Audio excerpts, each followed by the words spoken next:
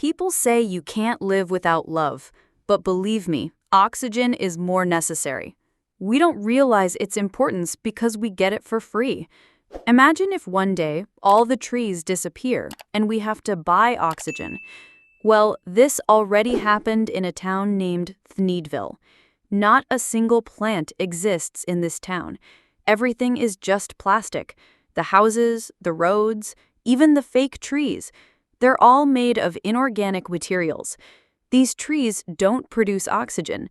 Instead, they function as lamps. Oxygen is delivered to each house by a company called O'Hare Air, and it's not free. Everyone has to pay just to breathe. It's been so long since this revolution that people have simply accepted this way of life. They don't question it, nor do they try to change it.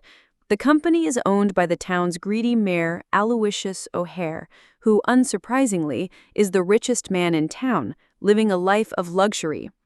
One resident of Theneedville is Ted Wiggins, a young teenage boy who has just felt the first spark of love. His crush? A beautiful girl named Audrey. She considers Ted a good friend and once takes him to see her backyard mural. Ted admires her effort, but wonders about the strange, candy-like things she's painted.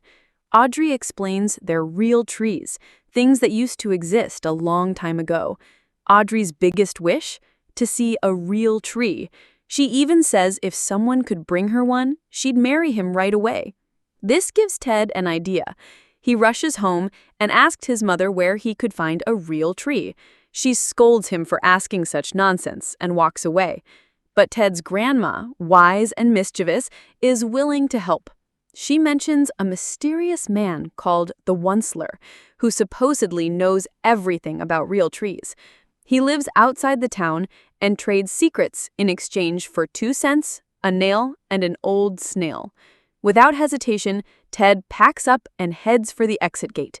On the other side of Theneedville lies a completely different world, a barren, deserted landscape with no sign of life. Riding his one-wheeled bike, Ted travels across a ruined bridge to the address his grandma gave him. He arrives at a grim, abandoned place called the Street of the Lifted Lorax. As the smog clears, he spots a spooky, broken-down house. The door bears the name Once-ler. When Ted rings the bell, a trap springs, flinging him into the air. A large hook catches him midair. A grumpy old man peeks out from a window and warns Ted never to return. But Ted persists. He begs the man to tell him what happened to the real trees. At the mention of the word trees, the Once-ler pauses, clearly shaken. He admits it's his fault they're all gone. Long ago, the Once-ler was a young, ambitious inventor looking for the perfect material for his latest creation.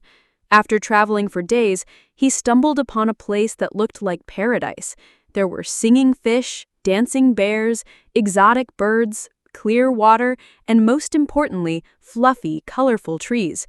Overjoyed, the Once-ler took out his guitar and sang a joyful tune. The animals gathered around, curious and happy. However, when he carelessly began unpacking his supplies, the animals became agitated.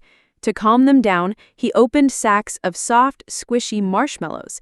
They had never tasted anything like it and quickly forgave him. But then, the Once-ler did the unthinkable. He chopped down one of the fluffy trees. At that moment, he unknowingly summoned a mythical creature. The Lorax, guardian of the forest, was just a tiny orange figure with a massive mustache. Furious, the Lorax scolded him and demanded that he leave the forest. The Once-ler didn't take him seriously. Even after being warned of a terrible curse, he refused to stop. Ted listens intently to the story, but the Once-ler cuts it off, saying he'll only continue if Ted returns the next day. That night, Ted dreams of Audrey's birthday. He brings her a living tree. As she leans in to kiss him, his mother wakes him up. Later, when the family gets bored over the weekend, Ted seizes the chance to sneak out again. But he's intercepted by Mayor O'Hare, who warns him to stop meddling. If people start growing trees again, they won't need his company anymore. But Ted refuses to back down. Once O'Hare leaves, Ted escapes once more. The Once-ler is surprised to see Ted return so soon. He remarks, "A boy does something stupid once because he's a boy, but if he does it twice, it's because of a girl." With that, he continues the story. On his first night in the forest, the Lorax and the animals carried the Once-ler, along with his bed, and dumped him in the river. A baby bear had accidentally remained on the bed. The Lorax jumped to save it, but failed. The bed floated toward a waterfall. The Lorax threw a rock to nudge the bed away from danger, and the Once-ler was tossed safely onto the riverbank. Unconscious, he was revived by the Lorax using static electricity. The Once-ler, touched by the kindness, promised never to cut a tree again. But the next morning, the animals returned, making a mess of his things. Frustrated, the Once-ler decided to head to market with his invention, a fabric called the Theneed, made from the tree tufts. The Lorax mocked his creation, predicting its failure. At first, he was right. No one wanted a Theneed, until one accidentally landed on a stylish woman's head. Suddenly, it became a trend. Unaware of his overnight success, the Once-ler was still living peacefully with the forest animals. But then a crowd appeared, demanding Theneeds. Once-ler knew he was about to get rich. The next day, Ted sneaks out once more. With O'Hare sealing the gates, Ted finds a way out by climbing a cloud-high building. He brings a bag of marshmallows for the Once-ler and asks for the rest of the story.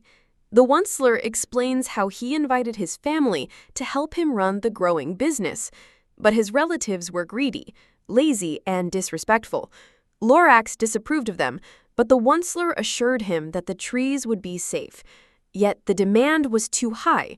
His mother pushed for faster production by chopping down trees. He gave in. Lorax confronted him, reminding him of his promise. But the Once-ler, driven by greed, picked up his guitar and sang a self-justifying tune about not being that bad. In his mind, he was just following his business destiny. And so his factory grew. The air grew thick with pollution. The rivers turned dark. The fish died. The animals had no food left, all for profit. Meanwhile, Once-ler had built a huge, luxurious mansion with a spacious office. Lorax came to meet him and told him how much he had changed. He had everything, yet still wanted more. Once-ler had become a completely different person and forgotten the promise he made. Lorax felt sorry for him, but Once-ler believed he wasn't doing anything illegal and that nothing could stop him. As soon as he said that, the last tree was chopped down. There were no more trees left. The Theneed business collapsed. Once-ler's family abandoned him, and the animals migrated to find a better place. Lorax also flew away, back to where he came from. Once-ler was left all alone in the polluted environment he had created. To this day, he still repents for his mistakes. He also wonders why Lorax left without fixing the mess.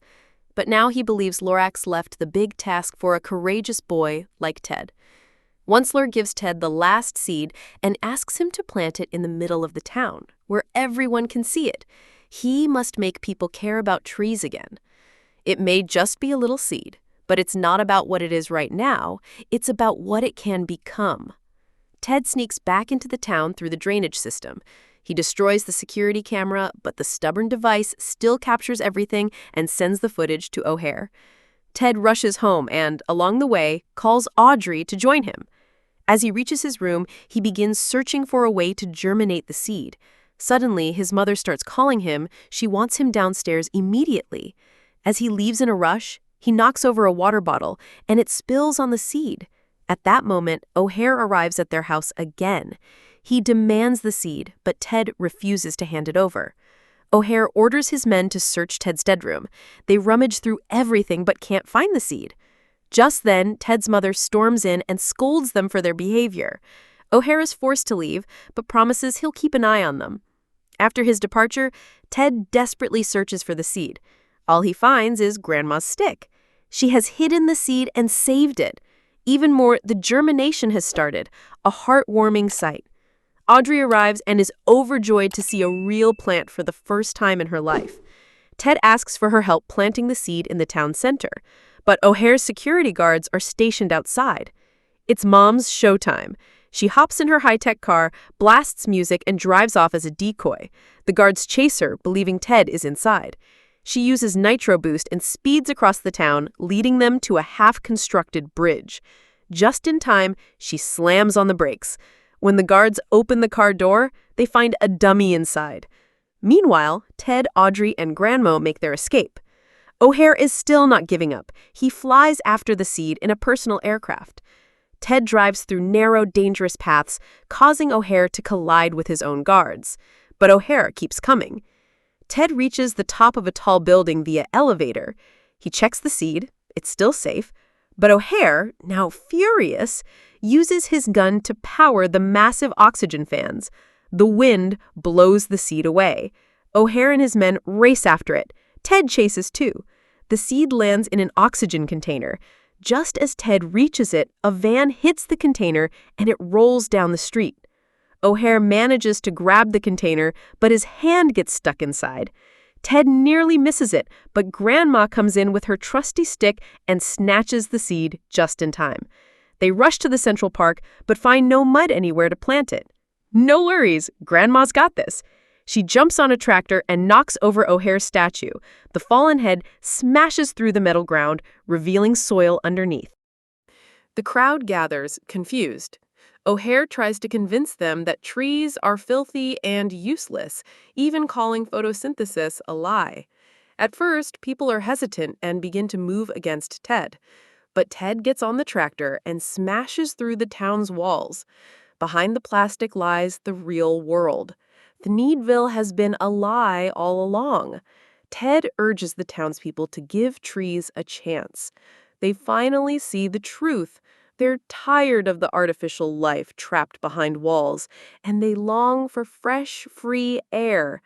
O'Hare makes one last attempt to stop them, but the people have already made their choice. With their support, Ted plants the seed and waters it. Years pass. Plants begin to grow everywhere. Once-ler, now a changed man, tends daily to his garden.